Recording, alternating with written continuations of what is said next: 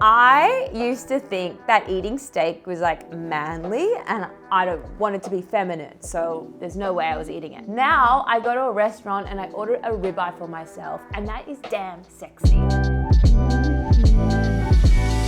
Welcome back to another episode of Self-Dom Beautiful Humans. I'm Dom, your host, and I'm here with a solo episode today. I really love doing these solo episodes, so let me know if you want to see more of them. I thought I would start the pod with a little life update. I shot my gratitude journal this morning, so I am in the best mood. It has been a year in the making. Every page is bespoke. There's a quote on the top of each page, and I have created a journal with the exact format that I journal with. So I am so excited to be sharing this with you all. By the time this launches, this episode, the journal will be out. So make sure you check the Self-Dom Instagram account and get your hands on it. It's a limited stock. And yeah, just a dream come true to be able to create something that I adore and I'm so passionate about. So today's episode is all about nourishment and how I fuel my body.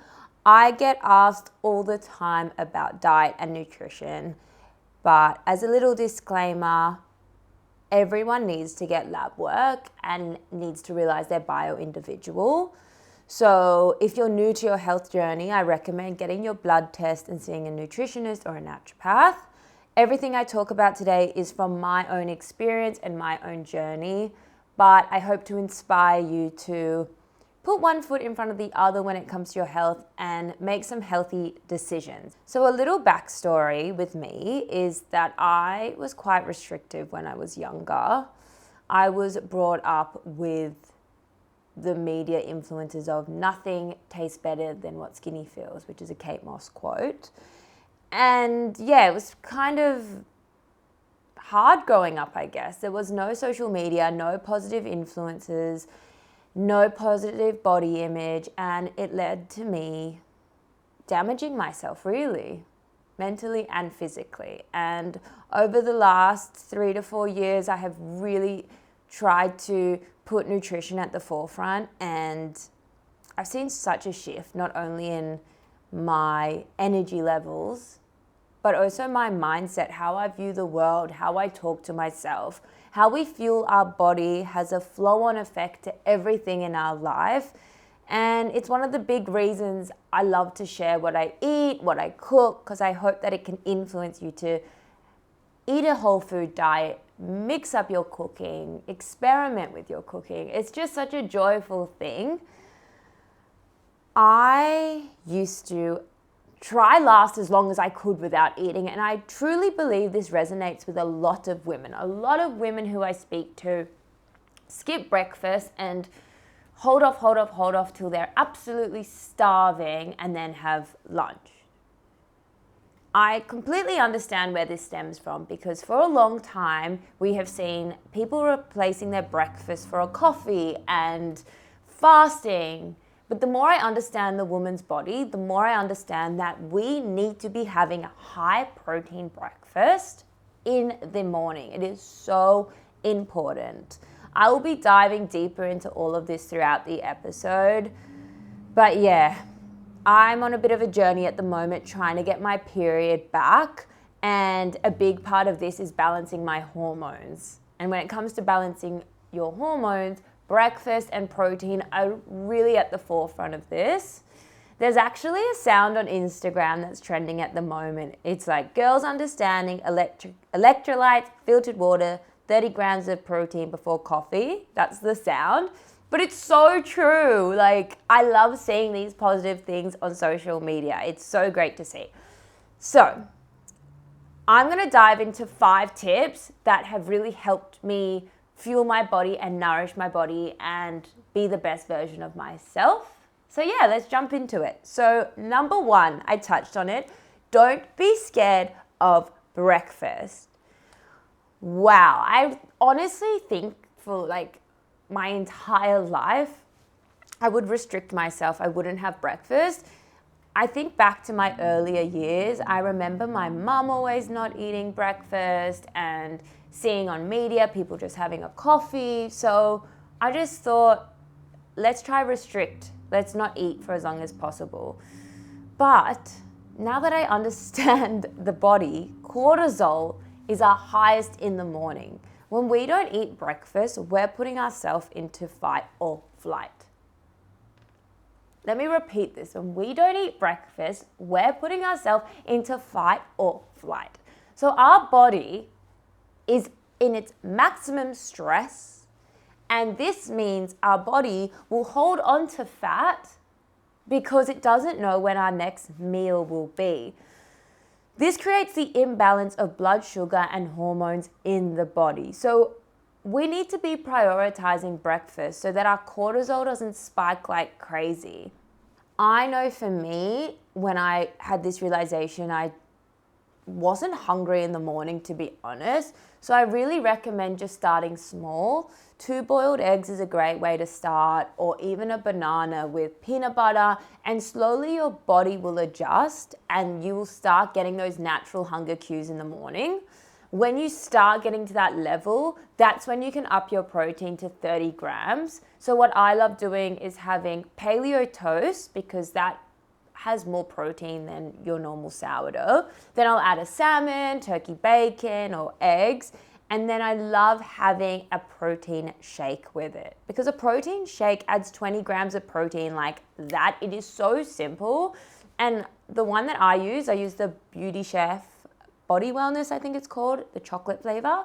That with just ice and almond milk in a blender is so good. And it's also great as like a mid-morning snack or an afternoon snack, just to hit those protein macros, because it is so important for our body.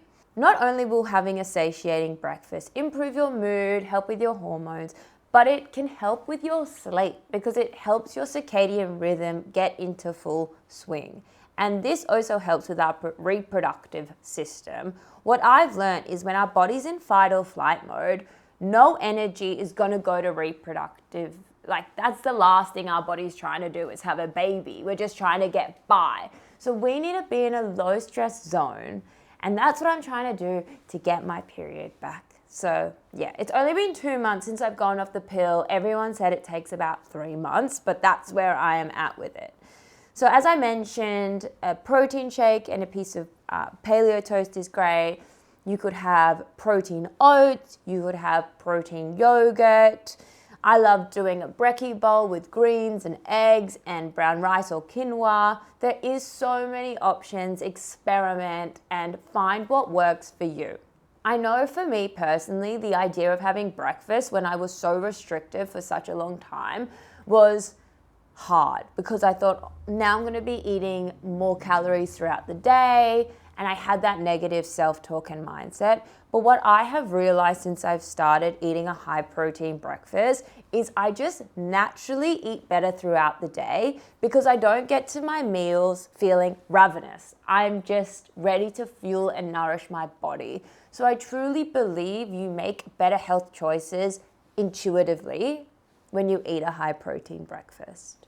Number 2 is having a high protein diet. So I'm banging on about protein, but I really hope it's a penny drop moment for you all to prioritize it at every meal. Bianca Mellis, a naturopath I had on the podcast, talks about having a fist-size amount at all 3 meals. So that's a really simple way to look at it. It could be 3 eggs, it could be chicken breast, whatever it is, but prioritize it at every meal. I didn't eat meat for such a long time. For 8 years, I didn't eat meat. So I found it really hard to diversify, which meant I wasn't getting my protein in, because I didn't feel like having fish for every meal or tofu for every meal. But since I've incorporated meat, I have to say it has been easier for me to hit my macros. I used to think that eating steak was like manly, and I wanted to be feminine, so there's no way I was eating it. Now I go to a restaurant and I order a ribeye for myself, and that is damn sexy. I think that we are changing the norms. I'm seeing such a shift on Instagram. There's actually a lot of recovering vegetarians on my feed, but this isn't a judgment on anyone's meal. Whether you're vegetarian, vegan, paleo, Just try hit those macros. You'll feel so much stronger mentally and physically by getting your macros in. I personally aim for 80 grams of protein a day. That's what works for my body. And I know in myself that if I start my day with a fruit salad or just granola with no protein, like just a few nuts, I'm starving by midday. It's not satiating enough. And as I said, a high protein diet literally leads you to intuitively eat healthier, intuitively not snack and binge. It just feels right. As someone who leads a really busy lifestyle, I want my meals to work for me. I don't have time to be snacking in between. So by making sure I'm having this high protein diet, I truly believe that I can get through the day, my head is switched on, my mental clarity is there, and my sleep is better. So yeah, high protein diet. Number 3 is mix it up. Life is too short to eat the same thing all the time. So I am always talking about our gut microbiome. Our gut is made up of trillions of bacteria and other microbes weighing up to 2 kilos in total. But truly, if your gut is healthy, you will be healthy. Research has linked our gut bacteria to how efficiently our body breaks down food, the health of our immune system, and our brain function. I really could talk about the gut microbiome all day, but I talk about it in all the podcasts.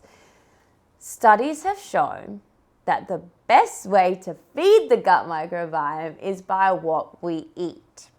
And to have a diverse gut microbiome, we need to be eating a diverse range of foods. A wide variety of plant-based foods will give you a more diverse gut microbiome. I wanted to touch here on a few things, which might be a bit controversial, but I'm happy to say it. My Instagram is full of people on carnivore diets and people eating the same food all the time. This minced meat for breakfast, chicken and broccoli for lunch, and salmon for dinner, which is all well and good. But as I just said, our gut microbiome needs diversity. So I really encourage you to try a new recipe every week. Go to your local farmer's market and see what's in season and experiment and cook with it. Our gut loves it. It thrives off it. If you're on a carnivore diet, for example, it can be really good short term to relieve some symptoms that you're experiencing in the gut.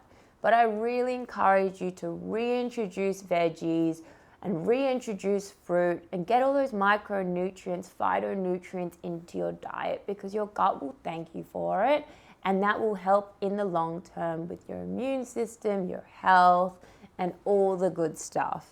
What I've recently discovered, which is super unfortunate, is that the industrial farming practices and processed foods have reduced the diversity of the food available to us today. So this means that 75% of the world's food originates from only 12 plants and 5 animals. This blew my mind. We have a world of so much diversity and we're only getting nutrients from so few things. So really try your best to experiment. Buy a Jerusalem artichoke. Try a different colored sweet potato. If you do, put your recipes online, tag me, because I want to see what you're cooking in the kitchen. Another thing that impacts the diversity in our gut is the antibiotics used in meat and some fish production. Another problem with modern farming is the use of antibiotics in meat production and fish. So I really encourage you to get organic, grass-fed when you can, because this will also benefit your gut. I also really recommend taking a probiotic and supplement according to your lab testing, because this will also help fuel your body and your gut health. My 4th tip is to eat warm foods. I love this in winter. It's currently 9 degrees in Sydney. I am freezing. So I am loving the introduction of warm foods into my diet.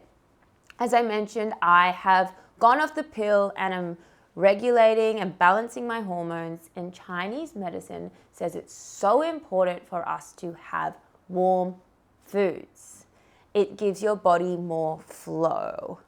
So contrary to what a lot of people say, which is that raw veggies have more nutrients, cooked veggies are easier to digest, and on top of that, it also reduces your chances of getting sick, say from meat or fish, whatever it might be. I also think that having a diet of warm food is a lot less restrictive, because often when you go out to dinner or you're spending time with your family over food, it's cooked meals. I think eating strictly raw is a really restrictive diet, and life is too short, as I mentioned. So as I said, in Chinese medicine, they really recommend having warm food. They say that the spleen and stomach work better when we eat warm and cooked foods. This supports the breakdown of food and fluids and helps to keep our kidney and metabolic fire strong. So if we are consuming too many cold or raw foods, we may experience digestive discomfort such as bloating and fatigue. And I really resonate with this. When I was not eating meat and eating a lot more kind of raw food, I was always bloated, TMI, I was always gassy. But since I've started cooking my veggies, I feel so much more at ease in my gut. I don't feel bloated. So yeah, this is your sign to maybe get a slow cooker and try experimenting with that. Enjoying more soups as it's getting colder. This doesn't mean don't have salads at all. A good tip is to include a hot element to your salad. So I love cooked quinoa, roast veggies, and it just heats it up a little bit, and your gut will really, really love you for that. My final tip is hydration. I need to remind myself of this tip. I feel like it's winter. I'm hardly drinking any water because I'm so cold, and I'm flying a lot, and I can feel it in my skin and my gut straight away. So I'm gonna break hydration down into 3 tips. My first tip is having water first thing in the morning as a non-negotiable. I aim for 500 milliliters, and then I'm allowed my matcha as a reward. My second tip is to boost your water. Make it fun, make it tasty. I love adding electrolytes, probiotics, collagen. I love the Beauty Chef Glow and the Beauty Chef Collagen mixed together in my water. It genuinely tastes so good, and I know that it's going to be great for my skin and my gut health. So that's a great way to boost your water intake. My last tip is to enjoy tea. Like, tea is so good. It also counts as nutrients in your diet. I found that out through Carla. She said if you have a tea with, lemon balm, passion flower, these count as different nutrients in your diet. So having more tea diversity is so good for your health. My favorites are peppermint, lemongrass and ginger, and green tea. Just so warming, and I try to just always have a glass with me when I'm doing my work. By always being hydrated, you're also ensuring your body doesn't tell you you're hungry when you're just thirsty, because so often our body makes us feel hungry, but truly we just need a glass of water. So hydration is key when it comes to fueling and nourishing your body. I also love saunaing, and it's so important to be well hydrated before you go in the sauna, because you do sweat a lot. So these are my 5 tips when it comes to nourishing and fueling my body. These work well for me, and I hope you can take some tips, give it a go, see how it works for you. If you love this solo episode, let me know. I love seeing your posts. It really makes my day. And yeah, I'll see you on the next episode.